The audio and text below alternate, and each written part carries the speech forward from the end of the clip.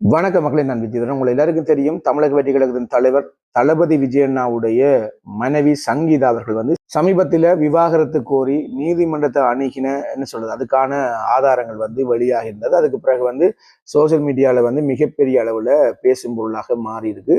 பத்திக்கிட்டு எரியுது, social media பத்திக்கிட்டு எரியுது. அது இந்தியா ஊடகங்கள் எல்லாமே அதுதான், அதை தவிர வேற எதுவுமே இல்லாத அளவுக்கு அது சம்பந்தமா தான் பேசி கொண்டிருக்காங்க. ஆனா மெதுவாக இப்ப இலங்கை ஊடகங்கள் எல்லாமே இதை பேச ஆரம்பிச்சிருக்கு. அதுலயும் குறிப்பா பாத்தீங்கன்னா, இலங்கையின் கௌரவ பாராளுமன்ற உறுப்பினர், ஏன் இலங்கையின் கௌரவ பாராளுமன்ற உறுப்பினர் சொல்றேன்னு சொன்னா, இந்த வீடியோவை பாக்குற இந்தியாவில் இருக்கிற வீவர்ஸ் புரிஞ்சு கொள்ளணும்ன்றதுக்காகத்தான் இப்படி சொல்றேன். இலங்கையின் கௌரவ பாராளுமன்ற உறுப்பினர் அர்ச்சுனா ராமநாதன் அவர்கள் என்ன சொல்றது, தளபதி விஜயண்ணா மற்றும் அவருடைய மனைவி சங்கீதா குறித்து கருத்து வச்சிருந்தாங்க அவங்களுடைய ஒபிஷியல் யூடியூப் சேனல்ல. தெளிவா புரிஞ்சு கொள்ளுங்க. ஏன் அவங்களோட மனைவின்னு சொல்றேன்னு சொன்னா, இன்னுமே அவங்களுக்கு ஒபிஷியலா அதாவது அதிகாரப்பூர்வமா விவாகரத்து கிடைக்கல. அதனால இன்று வரை அவங்களாம் அதிகாரப்பூர்வ மனைவியாக செயற்படுறாங்க. அதன் அடிப்படையில் அவருடைய மனைவின்னு நான் சொல்றேன், சங்கீதா அவர்கள் தளபதி விஜயனோட மனைவியாக இன்று வரைக்கும் அவங்க தான் இருக்கிறாங்க சட்ட ரீதியாக. ஏன் இந்த திருப்பி அண்டர்லைன் பண்ணி சொல்றதுக்கான காரணம் இருக்கு. இன்னைக்கு நீங்க வீடியோ முழுமையா பாத்தீங்கன்னு சொன்னா உங்களுக்கு விளங்கும் நினைக்கிறேன். தமிழ்ல இன்னொரு ப்ரொஃபைல் பார்த்துருப்பீங்க, தமிழ் ஐடியான்னு சொல்லி. அவங்க என்ன சொல்றது, யூடியூப் சேனல்ல இருக்கிறாங்க, டிக்டாக் வேற இணையதளங்கள்ல இருக்கிறாங்க. அவங்க சமூக கருத்துக்கள் சொல்றவங்க. உண்மையாவே சில கருத்துக்கள் எல்லாமே சமூகத்துக்கு தேவையான நல்ல கருத்துக்கள் எல்லாம் சொல்லுவாங்க. அதுல எந்த மாற்று கருத்தும் இல்லை. அவங்களுக்கு தளபதி விஜயன் அவர்களை பிடிக்காது. என்ன சொல்லுவாங்க, எப்ப சீமான், அதாவது நாம் தமிழர் கட்சியின் சீமான் அண்ணா இந்த தளபதி விஜயண்ணாக்கு எதிராக பேச வலிக்கிட்டாங்களோ அப்ப ஆரம்பிச்சவங்க. இதுக்கு முதல் புகழ்ந்து பேசினவங்க. அப்ப இவங்களுடைய மென்டாலிட்டி என்னன்னு தெரியும், சந்தர்ப்பவாதத்தனங்கள் பேசுவாங்க. அதன் அடிப்படையில் ஓகே, அவங்க தமிழ் தேசியம் பேசுறது எல்லாமே வரவேற்கக்கூடிய விடயம். கௌரவ பாராளுமன்ற உறுப்பினர் அர்ச்சுனா ராமநாதன் அவர்கள் சங்கீதா குறித்து ஒரு கருத்து வச்சிருந்தாங்க. அதுல நாங்கள் உடன்படுறோமா இல்லையான்றதுலாம் தேவையில்லை. அவருடைய கருத்தை அவர் வச்சிருந்தாரு. அதுக்கு இவர் தமிழ் ஐடியான்னு சொல்ற அந்த சகோதரர் என்ன பேசியிருந்தாங்கன்னு சொன்னா, டிவோர்ஸ் ஆனவனுக்கு தான் ஆதரவா பேசுவாங்க, தப்பானவனோட நிற்பான், கெட்டவனோட நிற்பான், அப்படி ஒரு துணியில சொல்லியிருந்தாங்க. அப்ப அர்ச்சுனா ராமநாதன் அவர்கள் என்ன சொல்றது, தன்னுடைய மனைவியை விட்டுட்டு கௌசல்யா அவர்களோட இருக்கிறாராம். அதனால இவர் விஜய்க்கு ஆதரவாக பேசுறாருன்னு சொல்லியிருந்தாரு. யாரு, தமிழ் ஐடியா. அவங்களோட பேர் எனக்கு தெரியல, ஆனா அவங்கள பிரபலமான ஆள், அவரை தெரியும், எனக்கு ப்ரொஃபைல் போட்டிருக்கேன் தமிழ்ல பாருங்க. தெளிவா புரிஞ்சு கொள்ளுங்க. அவரும் புரிஞ்சு கொள்ளணும், எல்லாருமே புரிஞ்சு கொள்ளணும். ஒரு கருத்து சுதந்திரம்ன்றது நாகரிகமாக வைக்க வேண்டிய ஒரு கருத்து தான். கௌரவ எம்பி அர்ச்சனா அவர்கள் தனிப்பட்ட முறையில தனக்கு தோணுன கருத்தை சோசியல் மீடியா தன்னுடைய ஒபிஷியல் யூடியூப் சேனல்ல பேசியிருந்தாரு. அது வரவேற்கக்கூடிய விடயம். இப்ப என்ன பிரச்சனைன்னு சொன்னா, கௌரவ எம்பி அர்ச்சனா அவர்கள் முக்கிய விடயத்தை பேசாம விட்டுதான் எனக்கு மனவேதனை. என்ன சொன்னா, 27 வருடம் என்ன சொல்றது, தளபதி விஜயண்ணா இந்த இடத்துக்கு வர்றதுக்கு போராடி இருக்காரு. இவ்வளவு காலம், அதாவது 2021 தளபதி விஜயண்ணா அவர்களுக்கும் சங்கீதா அவர்களுக்கும் மனமுறிவு ஏற்பட்டுச்சு. சரியோ, அந்த நேரத்திலே இதுக்கான நடவடிக்கை எடுக்காம தளபதி விஜயண்ணா என்ன சொல்ல, அரசியல்ல அதுவும் தேர்தல் வார நேரத்துல இதுக்கான நடவடிக்கை. அதுலயும் எனக்கு ஒரு சந்தேகம், நான் யாருடைய தனிப்பட்ட வாழ்க்கையிலையும் தலையிடக்கூடாதுன்னு நினைக்கிறேன் நான். ஆனா இது ஈழத்துல இப்ப மிகப்பெரிய அளவுல பேசும் பொருளா இருக்கு. இலங்கை தமிழர்கள் மத்தியில இது மிகப்பெரிய அளவுல பேசும் பொருளா இருக்கிறதால இலங்கை தமிழர்களும் இதை உட்நோக்கி பார்த்து கொண்டிருக்கிறீங்க. அதனால என்னுடைய கருத்து இதுல வைக்கிறேன், தெளிவா புரிஞ்சுக்கணும். நான் தனிப்பட்ட முறையில அவருடைய தனிப்பட்ட வாழ்க்கையும் விமர்சனம் பண்ற ஆளில் கிடையாது, எனக்கு தேவையும் கிடையாது. ஆனா இதுக்கு பின்னால் இருக்கிற அரசியலை பார்க்கணும். தளபதி விஜயண்ணா முதல் தேர்தலை சந்திக்க போறாரு. தேர்தலுக்கான தேதியை இந்திய தேர்தல் ஆணையம் முடிவெடுக்க போகுது. ஆனா இந்த நேரத்துல இந்த வழக்கை தொடுத்தா மாத்திரம் இல்ல, தெளிவான ஒரு வழக்கு தொடுத்திருக்காங்க விவாகரத்து கோரி சங்கீதா அவர்கள் ஆனா மீண்டும் என்ன சொல்றது, வெள்ளிக்கிழமை சில விடயங்கள் கோரி விளக்கு திருப்பி தொடுத்து கொண்டிருக்காங்க. என்ன பிரச்சனைன்னு சொன்னா, தெளிவான புரிஞ்சு கொள்ளுங்க. 2021 மனமுறிவு ஏற்பட்டு தளபதி விஜயன் அவர்களை பிரிந்து என்ன சொல்றது, அவர்கள் வெளிநாட்டுல வாழ்ந்து கொண்டிருக்காங்க சங்கீதா அவர்கள் ஆனா 2026 வழக்கு தொடுத்திருக்காங்க சங்கீதா அவர்கள் இந்த காலப்பகுதியில ஏன் நீங்க வழக்கு தொடுக்கல? இது என்னுடைய சந்தேகத்தை உங்கள்கிட்ட எழுப்புறேன். முதலாவது.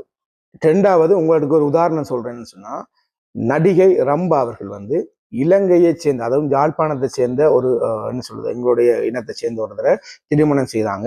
அவங்களுக்கு இவ்வாறான ஒரு மனமுறிவு ஏற்பட்ட நேரத்துல நடிகை ரம்பா அவர்கள் நீதிமன்றத்துல போய் எவ்வாறு வழக்கு தொட்டாங்க தெரியுமா? இந்திய நீதிமன்றத்துல போய் எவ்வாறு வழக்கு தொட்டாங்கன்னு சொன்னா, என்னுடைய கணவனோட என்ன சேர்த்து வைங்கன்னு சொல்லிட்டு தான் வழக்கு தொட்டாங்க. புரியுதா?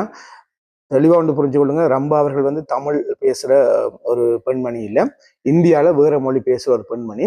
ஆனா அவங்க வழக்கு தொடுத்த விதத்தை பாருங்க. என்னுடைய கணவனோட என்ன சேர்த்து வைங்கன்னு சொல்லி தான் வழக்கு தொடுத்தாங்க. புரியுதா? ஆனா சங்கீதா அவர்கள் வந்து 2021ல மனமுறிவு ஏற்பட்டு 2026ல வந்து என்ன சொல்றது வழக்கு தொடுக்குறாங்க. விவாகரத்து வழக்கு. எனக்கு வந்து விஜய் அவர்கள்ட்ட இருந்து அவர் சம்பாதிக்கிற அந்த பணத்திலிருந்து ஒரு ஒரு ஒரு கணிசமான அமௌண்ட் வந்து எனக்கு வேணும். புரியுதா? நீங்க தெளிவா ஒன்று புரிஞ்சு கொள்ளுங்க. ரம்பா அவர்களோட உங்களோட ஒப்பிடும் பொழுது வந்து நான் உங்கள்ட்ட எனக்கு சந்தேகத்தை எழுப்புறேன். நீங்க வந்து அவரோட வாழணும், அவர் வேணுமென்று நீங்க நினைச்சிருந்தா இவ்வாறான ஒரு வழக்கு தொடுத்திருக்க மாட்டீங்க. புரியுதா? இப்ப தளபதி விஜயண்ணாவோட வாழணுமென்று நீங்க நினைச்சிருந்தா எனக்கு என்னுடைய கணவன் வேணுமென்று சொல்லி நீங்க வழக்கு தொடுத்து நீதிமன்றத்துல நியாயம் கேட்டிருப்பீங்க. நீங்க வந்து நீதிமன்றத்துல கேட்டது எல்லாமே என்ன சொல்றது, நிதி, பணம், பணம். இப்ப அடுத்த வழக்கு, அதாவது 2வது வழக்கு தொடுத்துக்கிறீங்கன்னு சொன்னா, எனக்கு இந்த வீடு எனக்கு தேவை, நான் வந்து சென்னையில் இருக்கிற வீடு இல்லை. அப்ப குறிப்பிட்ட சொத்துக்களை தான் நீங்க கேட்குறீங்க. சொத்து, பணம் அதெல்லாம் கேட்குறீங்க. இப்ப தளபதி விஜயன் அவர்களுடைய 27 வருட வாழ்க்கையில வந்து நீங்க எத்தனையோ வருடம் அவரோட சேர்ந்து வாழ்ந்துக்கிறீங்க. புரியுதா? அவ்வாறு நீங்க வாழ்ந்த உங்களுக்கு ஒரு சிறிய அளவு கூட அவர் மீது பாசமும் இல்லை, அன்பும் இல்லை. என்ன சொன்னா, தேர்தல் கழிச்சு நீங்க வழக்கு தொடுத்திருந்தா கூட உங்களோட பக்கம் நாங்க நியாயமா நின்றுருப்போம். அப்போ திட்டமிட்டு நீங்க யாருடையோ சொல்ல கேட்டு தளபதி விஜயண்ணாக்கு எதிராக வந்து செயற்படுறீங்கன்னு சொல்லி தான் சந்தேகம் எழும்பும். அதன் அடிப்படையில் தான் உங்களை சொல்றோம். ஏன் நான் சந்தேகம் எழும்புன்னு சொல்றேன்னு சொன்னா தெளிவா ஒன்று புரிஞ்சு கொள்ளுங்க. நான் ஒரு வீடியோ பதிவு பார்த்தேன். திமுக கட்சியிட ஒரு இறப்பு நிகழ்வுல வந்து என்ன சொல்றது, சங்கீதா அவர்கள் வந்து கலந்து கொண்டிருக்காங்க. அந்த வீடியோ பதிவு எல்லாமே சமீபத்துல சோசியல் மீடியால பரவி கொண்டது. உண்மையாவே அது சம்பந்தமா பேசக்கூடாதுன்னு நான் நினைச்சேன். என்ன சொன்னா இவ்வளவு சோசியல் மீடியால பேசும் பொருளா மாறிட்டு இப்ப இலங்கை தமிழர்களே இது சம்பந்தமா பேசும் பொழுது நாங்க பேசலாம். திமுக கட்சி வந்து ஈழத்தமிழர்களுக்கு என்ன பண்ணினாங்க உங்களுக்கு எல்லாருக்கும் தெரியும். நாங்க வந்து முள்ளிவாய்க்கால வந்து எங்களை எல்லாம் அடுக்கி வச்சிருந்தாங்க, லைன்ல கொத்து கொத்து அடுக்கி வச்சிருந்தாங்க. நான் சொல்ல விரும்பல. அந்த நேரத்துல ஒரு கண்ணீர் என்ன சொல்றது அறிக்கை கூட விடாத சங்கீதா அவர்கள் மற்றும் அவர்களுடைய தகப்பனார் குடும்பம், மேலோட்டமா தான் சொல்றேன், எங்களுடைய வழி வேதனை எங்களுக்கு தான் தெரியும். இங்க எங்களை அசிங்கப்படுத்துற சில நபர்கள் வந்து சிலதை மறந்துட்டீங்க. புரியுதா? எங்களுக்கும் பேச தெரியும், எல்லாருக்கும் வாய் இருக்கு. புரியுதா? அப்ப இறந்த வீட்டுக்கு போகக்கூடாது, நான் அதை விமர்சனம் வைக்கல. இறந்த வீட்டுக்கு போங்க, அது எந்த வித மாற்றுக்கருத்தும் இல்லை. நீங்க வந்து இறந்த வீட்டுக்கு போங்க, திமுகவோட உறவை வச்சிருங்க, அது உங்களோட பிரச்சனை. நாங்க அதை பேச வரையில. ஆனா ஈழத்துல இது மிகப்பெரிய அளவுல பேசும் பொருளா மாறும் பொழுது யோசிச்சு கொள்ளுங்க. சங்கீதா அவர்களும் அவருடைய தகப்பனுடைய குடும்பம் சார்ந்து முள்ளிவாய்க்கால்ல நடந்த இந்த விவகாரம் தொடர்பாக ஒரு கண்ணீர் அறிக்கை, இடங்கள் அறிக்கை, இவ்வளவு கோடீஸ்வரனா தொழிலதிபரா இருக்கிறீங்க, ஒரு இடத்துல இருக்கிற நபர்களுக்கு எதுவும் உங்களால இயன்றது? நீங்க ஈழத்தமிழர்கள் நாங்க தான் சொல்லி கொண்டிருக்கோம். நீங்க இதுவரைக்கும் உங்களோட வாயால நான் ஈழத்தமிழன் சொல்லி நான் பார்த்ததில்லை, கேட்டதில்லை. எங்களுக்கு நடந்த கொடுமை முள்ளிவாய்க்கால் சொல்ல அளவுக்கு கொடுமை. அதற்கு துணை போன என்ன சொல்றது கட்சியோட போய் இறந்த வீட்டுல போய் அவர்களோட நின்று உறவாடுறீங்க. இப்ப 2026 தேர்தல் யாருக்கு எதிராக தளபதி விஜய் அவர்கள் வந்து களமிறங்கி தேர்தலில் போட்டிடுறாங்களோ அந்த குடும்பத்தோடயே போய் உறவாடுறீங்க. உறவாடிட்டு இப்ப என்ன சொல்றது கிழமையில வெள்ளிக்கிழமை ஒவ்வொரு வித்தியாசமா வழக்கு தொடுக்குறீங்க. அப்ப சந்தேகம் எழும்பாதா?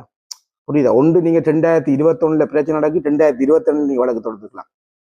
குறைஞ்சபட்சம் அவர் அரசியலுக்கு அறிவிச்ச உடனே நீங்க வழக்கு தொடுத்துக்கலாம். இல்ல, நீங்க வந்து தேர்தல் வரப்போதன்றோன்னு இந்த வழக்கு தொடுக்குறீங்க. அதுவும் ஒவ்வொரு வெள்ளிக்கிழமையும் ஒவ்வொரு வித்தியாசமான வழக்கு தொடுக்குறீங்க. இப்ப இந்த நாட்டின் கௌரவ எம்பி அர்ச்சனா அவர்கள் பேசுனது என்ன தவறு இருக்கு? ஒரு குறைஞ்சபட்சம் உங்களுடைய கணவன் என்ற ஒரு எண்ணம் கூட உங்களுக்கு இல்லையான்னு சொன்னா உங்களை யார் ஆட்டி வைக்கிறது? உங்களை பின்னால யார் இருக்கிறது? ஈழத்தமிழர்களுக்கு அநியாயம் செஞ்ச கட்சியோட நீங்க உறவாடி கொண்டு நீங்க வந்து என்ன சொல்றது ஈழத்தமிழ் பெண்மணின்னு சொல்றது ஒரு நியாயம் இல்லாத ஒரு செயற்பாடு. தமிழ் ஐடி தெளிவா ஒன்று புரிஞ்சு கொள்ளுங்க. நீங்க வந்து பெரிய இது மாதிரி பேசக்கூடாது. நீங்க இந்த வீடியோ பார்த்தீங்கன்னா நீங்க ஒன்று புரிஞ்சு கொள்ளுங்க. எங்களுக்கும் நாங்கள் நேரடியா நின்று பட்டவங்களுக்கு தான் அதுல வழி வேதனை தெரியும். பேசக்கூடாதுன்னு தான் கொஞ்சம் பொறுமையா போய் கொண்டு வந்தாங்க. புரியுதா? முள்ளிவாய்க்கால்ல எங்களை வந்து அடுக்கி வச்சிருந்தாங்க.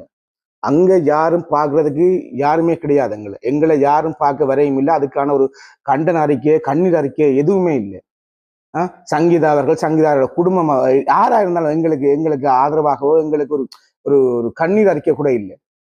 என்ன பேசுறீங்க நீங்க எல்லாம்? ஒரு சிந்தனையோட செயற்படுங்க எல்லாருமே. நீங்க திமுக குடும்பத்தோட இறந்த வீட்டுக்கு போகத்தான் வேணும், இல்லைன்னு இல்லை. திமுகவுக்கும் உங்களுக்கு என்ன சம்பந்தம்? நீ ஈழத்தமிழர் தானே, திமுகவுக்கும் உங்களுக்கு என்ன சம்பந்தம்? நீங்க ஈழத்தமிழர் விஜய கல்யாணம் செய்ததால நீங்க வந்து இந்தியாவுக்கு, அதுவும் தமிழ்நாட்டுக்கு சம்மந்தப்பட்டீங்க. உங்களுக்கும் இந்தியாவுக்கும் தமிழ்நாட்டுக்கும் என்ன சம்பந்தம்? திமுக இறந்த வீட்டுல போய் நீங்க கண்ணீர் விட்டு அழுகிறதுக்கு உங்களுக்கு என்ன சம்பந்தம்? ரெண்டாவது நான் கேட்கிறேன் உங்களுக்கு, நீங்க அவரை எம்பி அர்ச்சனா அவர்கள் அசிங்கப்படுத்துறீங்க தானே, இதுக்கு நீ யார்கிட்ட சொல்லுங்க. சொல்ல முடியாது உங்களால. முள்ளிவாய்க்கால் எங்களை அடிக்கி வைக்கும் பொழுது வந்து அதுக்கு நீங்க வந்து ஒரு கண்ணீர் அறிக்கையோ இல்ல எதுவும் செய்திருந்தாலும் பரவாயில்ல. ஆனா தளபதி விஜய் அவர்கள் அந்த நேரத்திலேயே குடும்பத்தோட இருந்து ஆர்ப்பாட்டம் பண்ணாரு. எவ்வளவு இந்த ஈழத்துக்காக. அதுல அந்த 500 கதை சொல்லுவாங்க. அதுல 500 கதை கூட என்ன சொல்றது, விஜய் மக்கள் இயக்கத்தால் வழங்கப்பட்டது. அதாவது இந்தியால தமிழ்நாட்டுல வந்து ஒவ்வொரு ஏரியாக தளபதி விஜய் அவர்களுடைய பேர்ல வந்து மக்கள் இயக்கங்கள் இயங்குது. அதுல ஒரு மக்கள் இயக்கம் வந்து 500 வழங்கினதை இன்று வரைக்கும் அதை குற்றச்சாட்டை வச்சு கொண்டிருக்காங்க ஈழத்தமிழர். அது கூட என்ன சொல்றது, புரிஞ்சு கொள்ளாத சில எங்களுடைய விசமிகள் இருக்காங்க. அதை நான் ஒன்று தெளிவுபடுத்தணும் தான் இந்த வீடியோ பதிவு. கௌரவ எம்பி அர்ச்சனா அவர்களை இழிவுபடுத்துறதுக்கு முதல் ஈழத்தமிழர்கள் என்று ஒன்று புரிஞ்சு கொள்ளுங்க. சங்கீதா அவர்கள் வந்து ஈழத்துல நாங்கள் பட்ட துன்பத்துக்கு யார் துணை போனாங்களோ அவங்களோட வீட்டுல போய் நின்று கொண்டு என்ன சொல்றது, அவங்களுடைய துக்கத்துல துயர் பகிர்ந்து கொள்றாங்க. நான் சொல்றேன், திருப்பி சொல்றேன், துக்கத்துல துயர் பகிர்றது எந்த தவறும் கிடையாது. ஆனா அரசியலா இருந்துடக்கூடாது. புரியுதா? இதை வச்சு திமுகவை வச்சு கொண்டு தளபதி விஜயன் அவர்களை விழுத்துறதுக்கான முயற்சியில ஈடுபட்டு கொண்டிருக்கிறதாக எனக்கு சந்தேகம் எழும்புது. இப்ப நீங்க கௌரவ எம்பி அர்ச்சனா அவர்கள் இழிவுபடுத்துறதை விட்டுருங்க. அவர் சொன்ன கருத்துல என்ன தவறு இருக்குங்க? என்ன தவறு இருக்கு? 27 வருஷமா இந்த நிலைக்கு வாரதுக்கு அவர் போராடி இருக்காரு. அவருடைய தகப்பன் சொல்லணுங்க, இந்த புள்ள கெட்டவன் சொல்லி. அந்த தகப்பன் வந்து தன் பிள்ளைக்காக நிக்குது, தாய் வந்து தன் பிள்ளைக்காக நிக்குது. நீங்க எங்க அவர் பிள்ளைக்காக நிக்கல, நீங்க என்ன சொல்லுவீங்க? தளபதி விஜய் அவர்களை பற்றி அவருடைய பெத்த தாய் தம்பளுக்கு தான் தெரியும். குடும்பத்துக்கு சண்டை வராத ஆறு இருக்கு. எல்லா குடும்பங்களுக்கும் சண்டை எல்லாமே இருக்கு. நீங்க வந்து அவர் வந்து மிகப்பெரிய அளவுல ஒரு செலிபிரிட்டி என்றதால வந்து அவர் சண்டை பிடிச்சோன்னே, அவர் மனுஷன் தான். அவர் இயேசுவின் அவதாரமா இல்ல கிருஷ்ணனின் அவதாரமா? இல்ல தானே, மனுஷர் தானே. இப்ப அவர் சினிமால நடிச்ச ஒரு பிரபலமானதால அவர் வந்து எதுவும் தப்பு பண்ணா நீங்க கத்திக்குள்ளறீங்க. எல்லாரையும் மாதிரி தான் அவர் மனிதர். புரியுதா? அவருடைய தப்புக்கள், அவருடைய சில விடயங்கள் வந்து மிகப்பெரிய அளவுல வந்து என்ன சொல்றது, பேசும் பொருளா மாறும் பொழுது அவர் இழிவுபடுத்துறீங்க. இப்பயே நீங்க எல்லாம் இழிவுபடுத்துறீங்கன்னு சொன்னா அவர் வந்து நாம் தமிழர் கட்சியில இணங்கி போகல. புரியுதா? நாம் தமிழர் கட்சியை இணங்கி போய் நாம் தமிழர் கட்சி ஆட்சியை கொண்டு வரையிலன்றதுக்காக இவ்வளவு பிரச்சனை பண்ணி கொண்டிருக்கிறீங்க. எங்களுக்கு தெரியும். நீங்க ஆரம்பத்துல தமிழ் ஐடியா வந்து தளபதி விஜய் அவர்களுக்கு சார்பாக வீடியோ பதிவு போட்டவங்க தான், நான் பார்த்துருக்கேன். சந்தர்ப்பவாத தனங்களை நீங்க காட்டாதுங்க. நாங்கள் எவ்வளவு பேசலாம் சங்கீதா அவர்கள் குறித்து. ஆனா தளபதி விஜயண்ணாவோட மனைவி, இன்று வரை தளபதி விஜயண்ணோட மனைவி, இப்ப நான் பேசும்பொழுது தளபதி விஜயண்ணா மனசு நோவார். புரியுது? அதுக்காக தான் பேசாம இருந்தான். இது வந்து ஈழத்துல மிகப்பெரிய அளவுல பேசும் பொருளா மாறி இருக்கு. சங்கீதா மற்றும் தளபதி விஜயண்ணாவுடைய விவகாரம். இலங்கையின் கௌரவ பாராளுமன்ற உறுப்பினர் அர்ச்சுனா ராமநாதன் இது சம்பந்தமா பேசியிருக்காரு. தெளிவா ஒன்று புரிஞ்சுக்கணும். அவ்வாறு இந்த விடயம் வந்து மிகப்பெரிய அளவுல பேசும் பொருளா மாறி இருக்கு உலகம் முழுக்க. அப்ப நீங்க அவர் வச்ச கருத்துல எதுவும் தவறு இருந்தா பரவாயில்ல. உடனடியா அவர் வந்து தன்னை மனைவியை விட்டுட்டு போயிட்டாரு, அவர் இன்னொரு ஆளோட இருக்கிறாரு, அப்ப அவர் அப்படித்தான் பேசுவாரு, விஜய் ஒரு கெட்டவன் அப்படி சொன்னா இது நியாயமான ஒரு கதையா? இப்ப விஜய் அவர்களுக்கும் சங்கீதா அவர்களுக்கும் இடையில என்ன பிரச்சனைன்றது நீதிமன்றம் தான் விசாரிச்சு முடிவெடுக்கும். நீதிமன்றத்துல வழக்கு இருக்கும் பொழுது வந்து நீங்கள் ஒருத்தனை கெட்டவன் சொல்றதுக்கு உங்களுக்கு யார் இந்த உரிமை தந்தது? தமிழ் ஐடியா நீங்க வந்து அடிச்சு விடுறதுங்க. உட்கார்ந்து இருந்து கொண்டு என்ன வேணாலும் பேசலாம்னு நினைச்சு கொண்டிருக்கிறீங்க. அதுதான் உங்களுக்கு. இப்ப அர்ச்சுனா ராமநாதனுடைய பக்கத்துல இருக்க நியாயத்தை பார்க்க கிடையாது. அர்ச்சுனா ராமநாதன் தன்னுடைய மனைவியை பிரிஞ்சு வாழ்றாங்கன்னு சொன்னா அது அவங்களுக்கு தான் தெரியும் என்ன பிரச்சனை. அர்ச்சுனா ராமநாதன் அவர்கள் வந்து தன்னுடைய பிள்ளையில அனைத்து வாழ்க்கை முறை அவரான பாக்குறாரு. அவர் ஒரு கெட்டவர்னு சொன்னா அவர் அப்படியே பிள்ளையை விட்டு மனைவியை விட்டுட்டு போயிருப்பாரு. புரியுதா? அதாவது யார் நல்லவன் கெட்டவன் இறைவன் தான் தீர்மானிக்கிறது. மனிதர்கள் நீங்க தீர்மானிக்கிற இல்லை.